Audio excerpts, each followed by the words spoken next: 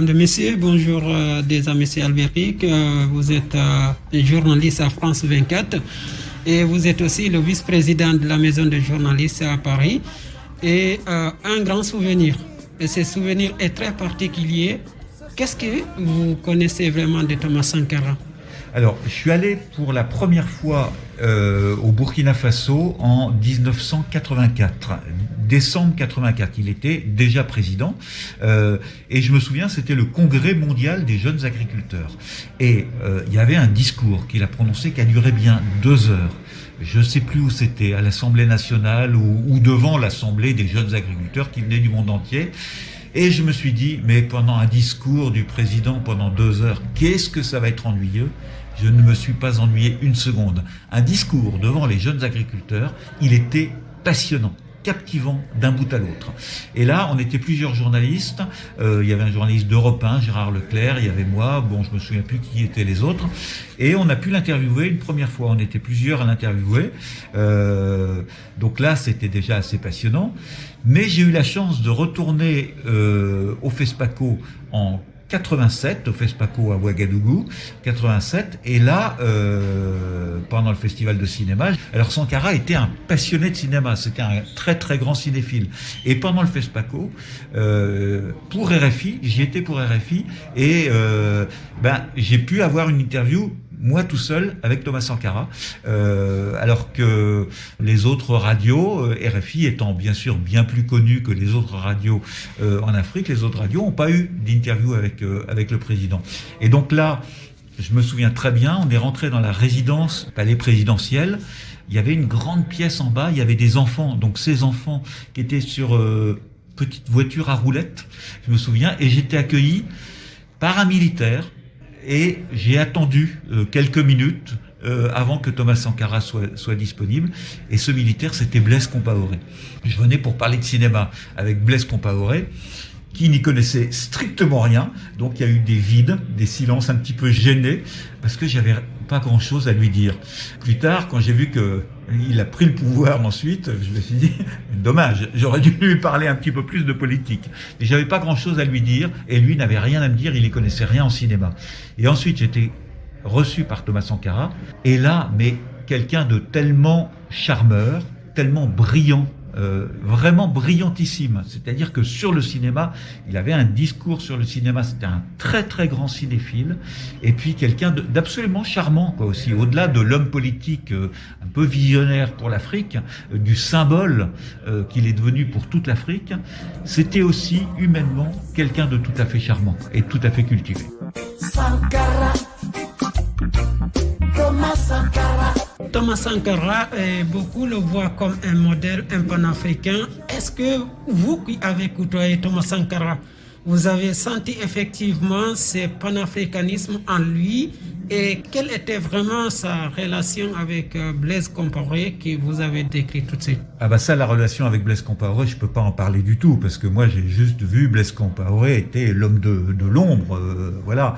Mais par contre, le symbole qu'il est devenu pour toute l'Afrique, ça se voyait. Déjà, avoir un homme politique qui a un tel charisme, une telle intelligence, c'est quand même rare, pas uniquement en Afrique, c'est rare d'avoir quelqu'un d'aussi brillant. Et puis il a été quand même visionnaire sur la place des femmes, sur l'environnement, sur toute une série de choses. On était en 1984, sur toute une série de choses. Thomas Sankara, je dis pas que c'était un saint et qu'il a tout bien fait. Il y a eu des erreurs, il y a eu des choses qu'on peut condamner chez Thomas Sankara.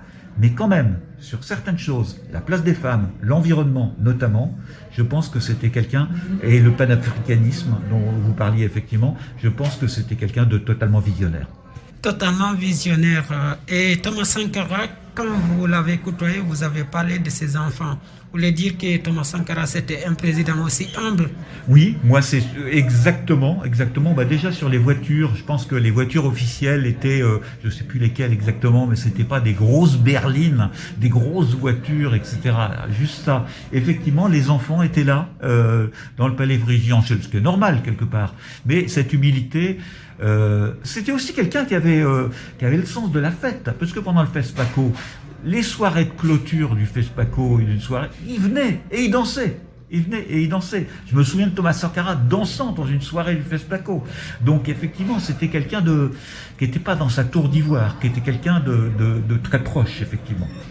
Thomas Sankara, en 1987, vous l'avez dit, vous Oui, l'avez oui. interviewé. Aujourd'hui, et toujours on parle de Thomas Sankara.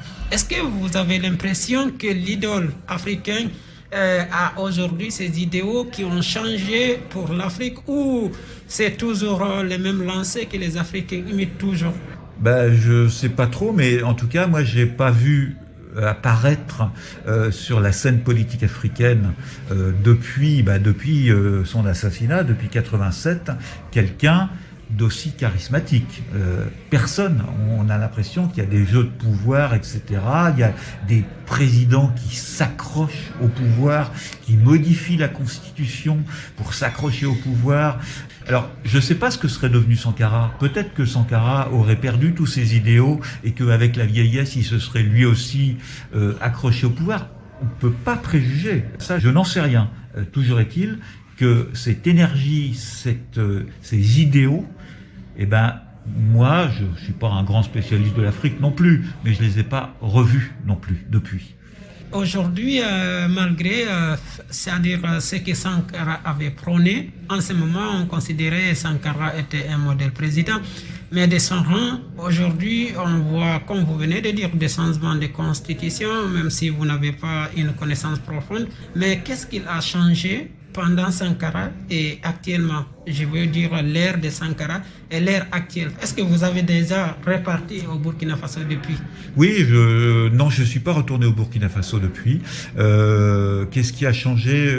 Je sais pas. Il y a une autre chose sur Sankara aussi qu'on peut dire. On a parlé que visionnaire en matière d'environnement, de place des femmes, mais aussi c'est pas un des premiers, parce qu'il y avait eu Sékou Touré, il y avait eu plein au moment des indépendances, mais c'est quelqu'un qui, par rapport à la France-Afrique, qui a su dire non et qui a choqué François Mitterrand, qui était président français à l'époque, qui a su dire non, qui a su affirmer l'indépendance totale de son pays. Et une fois encore, je ne sais pas ce qu'il serait devenu, moi, il y a quelque chose du Che Guevara chez Sankara, c'est-à-dire que le Che est mort très jeune, il est resté une icône mondiale, le Che Guevara, et puis celui qui était à ses côtés, Fidel Castro, est devenu, je ne sais pas si on peut appeler le terme, parler de dictateur, mais enfin quand même, c'est devenu un régime autoritaire, une dictature assez féroce, sans liberté d'expression, etc.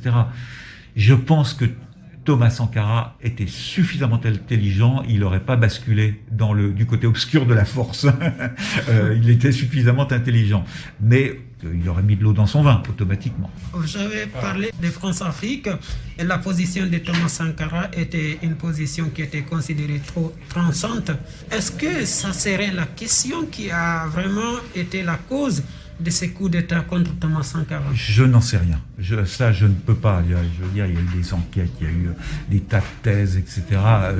Je ne sais pas. Mais en tout cas, ça c'est sûr que Thomas Sankara, sur la politique internationale, dérangeait. Et que Blaise Compaoré a beaucoup moins dérangé. Je pense que si on se place du point de vue des intérêts de la France ou d'autres puissances internationales, c'était beaucoup plus confortable d'avoir un Blaise Compaoré beaucoup moins gênant qu'un Thomas Sankara. De là à dire que c'est ça qui a provoqué le coup d'État, ça, je ne me permettrai pas d'avoir la moindre hypothèse là-dessus. Merci, M. Albéric, d'avoir accepté quand même cet entretien. De rien.